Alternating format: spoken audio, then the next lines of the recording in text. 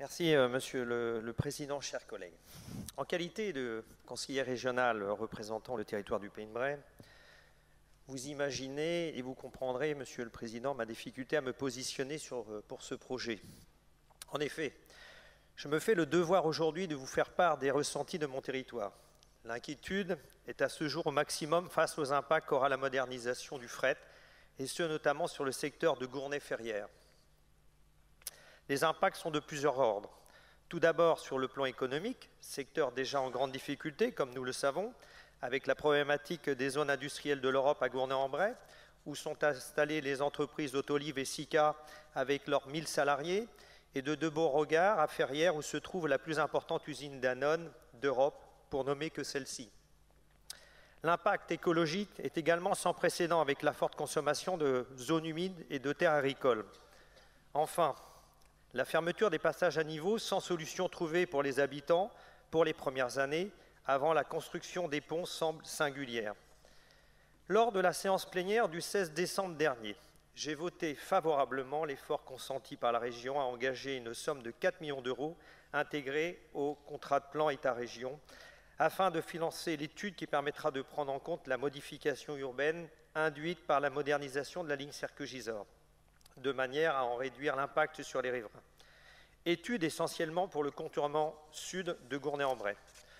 Je me réjouis du lancement d'une deuxième étude concernant la déviation de Gournay, qui j'espère concernera les autres secteurs que celui déjà étudié par les services de l'État il y a une dizaine d'années.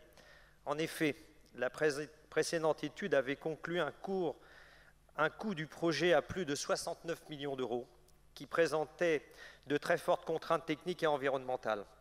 Enfin, les solutions proposées, telles que le financement de murs anti-bruit chez les particuliers, répondent faiblement aux problématiques locales. Monsieur le Président, régulièrement nous échangeons, ainsi qu'avec Jean-Baptiste Gastine, en charge du ferroviaire normand, sur le projet de la ligne Serqueux-Gisors. Les Brayons ne souhaitent pas pénaliser le développement portuaire du Havre en refusant le fret. Ils sont conscients que ce mode de transport permettra au port du Havre d'être plus compétitif face à ses concurrents européens. Les Brayons veulent tout simplement être entendus, compris et soutenus. Certains d'entre eux sont présents dans cet hémicycle accompagnés de plusieurs élus, dont les maires de Gournay, Éric Picard, et Ferrières-en-Bray, Marie-France de Villers-Herval. Monsieur le Président, il y a 4 ans, je suis intervenu sur le projet de la ligne Serqueux-Gisors en tant que conseiller régional de Haute-Normandie, sous la présidence du président Leverne. Son discours semblait très clair. Modernisation de la ligne ferroviaire Serqueux-Gisors, principalement pour les trains voyageurs et pour quelques passages de fret. Aujourd'hui, les trains voyageurs ne sont plus d'actualité et cette ligne sera consacrée uniquement au fret. Le président de l'époque le savait très bien.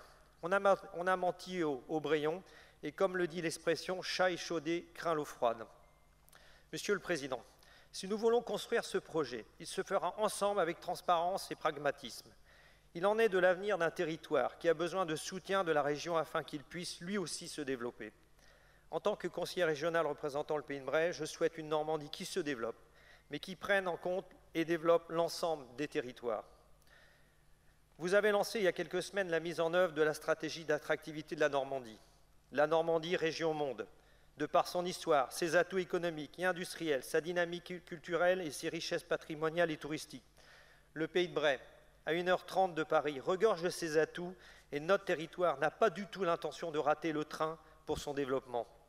Monsieur le Président, chers collègues, je m'abstiendrai sur ce projet de délibération faute de contrepartie réelle de mon territoire. Je vous remercie.